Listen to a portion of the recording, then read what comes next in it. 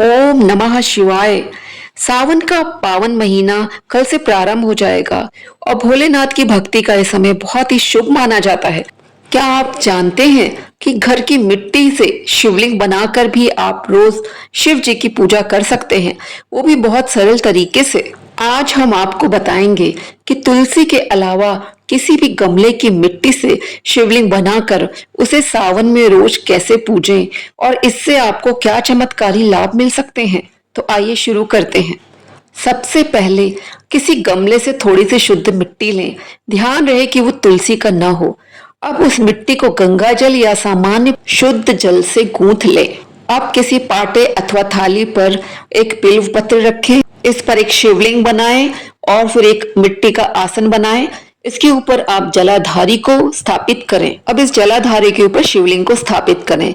यहाँ पे हमने छोटे से एक नाग देवता भी बना दिए हैं, क्योंकि शिव जी का आभूषण नाग देवता होते हैं। इनके बिना पूजा अधूरी मानी जाती है। अब हम पूजन प्रारंभ कर रहे हैं। सर्वप्रथम हम गंगा जल चढ़ाएंगे अथवा शुद्ध जल चढ़ाएंगे। इसके बाद पंचामृत अथवा गाय के कच्चे दूध से स्नान करवाएंगे। पुनः शुद्ध जल से स्नान करवाएंगे। कलावा यहाँ पे हम अर्पित कर रहे हैं। आपके पास कलावा ना हो तो यहाँ पे कच्चे सूत को 7 बार लपेट कर उसको भी चढ़ा सकते हैं। अब आप सफेद चंदन अर्पित करिए। अष्टगंध चंदन हो तो उससे त्रिपुंड बनाइए। अब बिल्व पत्र यहाँ पे चढ़ाएंगे। बिल्व पत्र में आप चंदन लगा के ही चढ़ाएं और ध्यान रखें कि बिल्व पत्र का डंठल जो होता है वो जलाधारी की तरफ होना चाहिए। आप इसमें ओम नमः शिवाय, जय श्री राम लिखकर भी चढ़ा सकते हैं, जो कि लिखना बहुत ही शुभ होता है। यदि आपके पास मदार का पुष्प हो तो इसे अवश्य चढ़ाइए। भगवान शिव को बहुत ही प्रिय है मदार का पुष्प। जलाधारी पर हमने गुलाब का पुष्प अर्पित करा है। शिवलिंग में पूरे शिव परिवार का वास होता है। इसमें पार्वती जी, गणेश जी, कार्तिकेय जी, अशोक सुंदरी जी जो कि शिव जी की और माता पार्वती की पुत्री हैं, सबका वास होता है।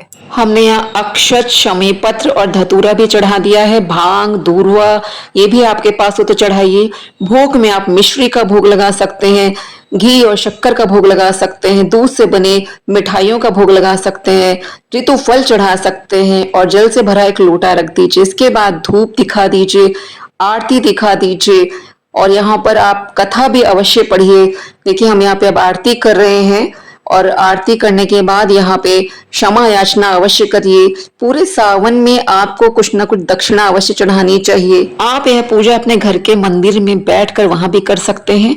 अंत में जब दीपक ठंडा हो जाए तो इस शिवलिंग का विसर्जन कर दिया जाता है और जो भी आपकी मनोकामना है उसको बोलते हुए शिवलिंग का विसर्जन करिए। आप जब भी मिट्टी का शिवलिंग बनाएं तो रात्रि के पूर्व इसका हमें विसर्जन करना होता है। दोस्तों इस बात का भी ध्यान रखें, यह पूजा हमें उत्तर की ओर मुख करके ही करनी चाहिए। जब ये मिट्टी का शिवलिंग जल में विलीन हो जाए तो इस जल को तुलसी के अलावा किसी भी गमले में डाल दें। दोस्तों जिस घर में मिट्टी का शिवलिंग बनाकर पूजा की जाती है उस घर में कभी भी किसी सदस्य की अकाल मृत्यु नहीं होती।